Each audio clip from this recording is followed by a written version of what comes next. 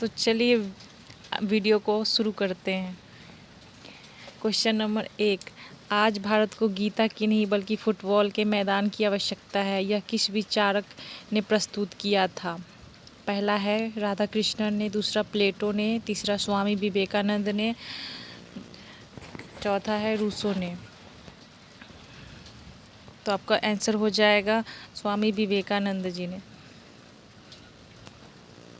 स्वामी विवेकानंद जी, ये सब नहीं होगा क्योंकि स्वामी विवेकानंद का युवाओं के लिए संदेश था, आज भारत को गीता की नहीं बल्कि फुटबॉल के मैदान की आवश्यकता है। स्वामी विवेकानंद ने कल्याणकारी कार्यों को करने के लिए 1897 में रामकृष्ण मिशन की स्थापना की थी। इसीलिए आपका आंसर होगा स्वामी विवेकानंद। तो चलिए नेक्स्ट क्वेश्चन पे चलते हैं। दूसरा क्वेश्चन है, खेल दिवस कब मनाया जाता है? 25 अगस्त को, 29 अगस्त को, 30 अगस्त को, 31 अगस्त को। तब आपका आंसर हो जाएगा 29 अगस्त को। हॉकी के जादूगर मेजर ध्यानचंद के जन्म दिवस के अवसर पर राष्ट्रीय खेल दिवस 29 अगस्त को मनाया जाता है। इनका जन्म 29 अगस्त 1950 को हुआ था। ये भारत के पहले ऐसे खिलाड़ी थे जिन्होंने ओलंपिक में भारत को स्वर्ण पदक दिलाया था। भारत सरकार द्वारा उनके सम्मान में प्रत्येक वर्ष 29 अगस्त को राष्ट्रीय खेल दिवस मनाए जाने की घोषणा की गई थी। आपका आंसर हो जाएगा बी। तो चलिए तीसरा क्वेश्चन की ओर चलते हैं।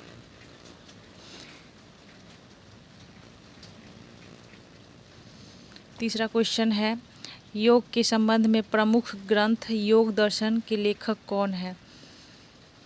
महर्षि भारत, महर्षि पतंजलि, महर्षि नारद, महर्षि देवदत्त। तो आपका आंसर हो जाएगा बी, महर्षि पतंजलि। योग दर्शन 6 आस्तिक दोनों षड दर्शन में से एक है। इसके प्रणेता पतंजलि मुनि थे। यह दर्शन सांख्य दर्शन के पूरक दर्शन के नाम से भी प्रसिद्ध है। इस दर्शन का प्रमुख लक्ष्य मनुष्य को मार्ग दिखाना तथा जिस पर चलकर वो अपनी परम लक्ष्य की प्राप्ति कर सके, उन्हें योग दर्शन भी कहा गया है। इसलिए आपका आंसर बी हो जाएगा। चौथा क्वेश्चन पर चलते हैं। जीन नामक प्रोटीन किस फसल से संबंधित है? जीन नामक प्रोटीन किस फसल से संबंधित है? पहला है धान, दूसरा है मक्का, तीसरा है सोयाबीन, चौथा है जई। तो आपका आंसर हो जाएगा मक्का। जीन मक्का में पाए जाने वाले प्रोलामाइन प्रोटीन का एक वर्ग है जो मक्का में 40 से 50% तक प्रोटीन के रूप में होता है। शुद्ध जीन गंधरहित, स्वादहीन तथा पानी में अघुलनशील भी होता है। इसलिए आपका आंसर हो जाएगा बी। तो चलिए नेक्स्ट क्वेश्चन की ओर चलते हैं। छठा क्वेश्चन है, गाय की कौन सी नस्ल दुकाजी के उद्देश्य की है? पहला है सिंधी, दूसरा है गिर, तीसरा है जर्सी, चौथा है थारपाकर। तो आपका आंसर हो जाएगा डी, थारपाकर।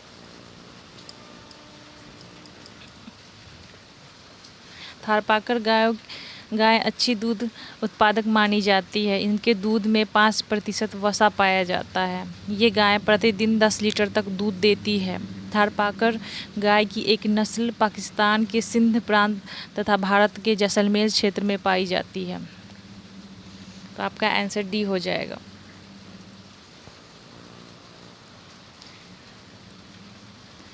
छठा क्वेश्चन है, भारत को कुल कितने कृषि जलवायु क्षेत्र में बांटा गया है? भारत को कुल कितने कृषि जलवायु क्षेत्र में बांटा गया है? पहला है 9, दूसरा है 15, तीसरा है 12, चौथा है 22। तो आपका आंसर हो जाएगा 22। आपका आंसर हो जाएगा 22 नहीं 15। योजना आयोग द्वारा भारत को 15 कृषि जलवायु प्रदेशों में बांटा गया है। 1 जनवरी 2015 को भारत सरकार द्वारा योजना आयोग की जगह नीति आयोग का गठन किया है। इसीलिए आपका आंसर हो जाएगा बी। भारत को कुल 15 कृषि जलवायु क्षेत्र हैं। तो चलिए नेक्स्ट क्वेश्चन की ओर बढ़ते हैं। मार्मलेड बनाने के लिए सर्वाधिक उपयुक्त फल कौन सा है? मार्मलेड बनाने के लिए सर्वाधिक उपयुक्त फल कौन सा है? केला, जामुन, माल्टा और बेल। तो आपका आंसर हो जाएगा माल्टा। मार्मलेड बनाने में माल्टा सर्वाधिक उपयुक्त फसल है, क्योंकि मार्मलेड का उपयोग फलों को संरक्षित करने में किया जाता है। मार्मलेड जैसी जेली जैसा होता है और इसे बनाने में सिट्रिक फलों के गूदे और रस का प्रयोग किया जाता है। इसीलिए आपका आंसर सी होगा।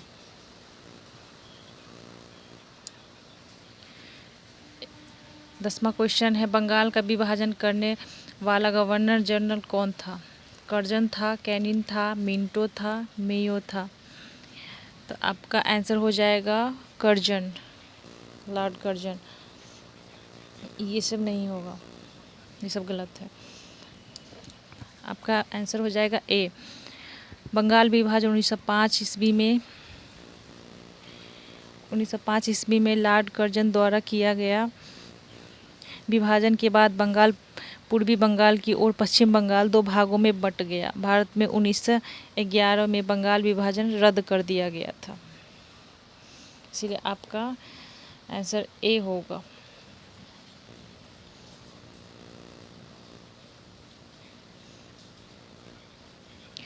ग्यारहवां क्वेश्चन है, कुंवर सिंह किस राज्य के जमींदार थे? बैरकपुर के, जगदीशपुर, अवध, बिठूर। तो आपका आंसर हो जाएगा जगदीशपुर के।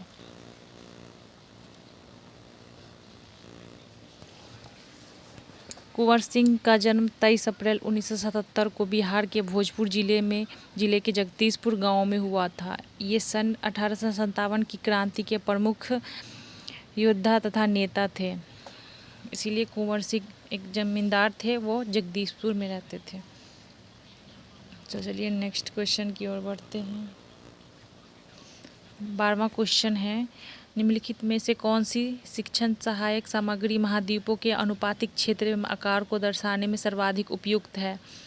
पहला है विश्व का राजनीतिक मानचित्र, दूसरा है विश्व का प्राकृतिक मानचित्र, तीसरा है ग्लोब और चौथा है उपयुक्त में से कोई नहीं।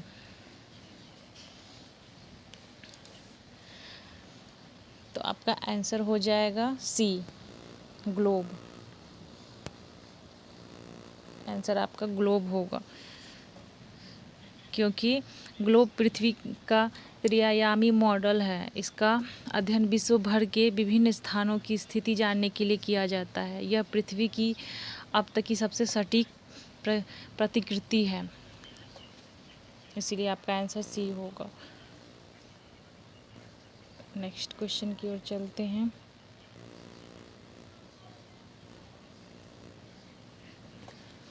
यू आकार की घाटी का निर्माण होता है कहाँ? हिम नदी द्वारा, पवन द्वारा, सागरीय तरंगे द्वारा।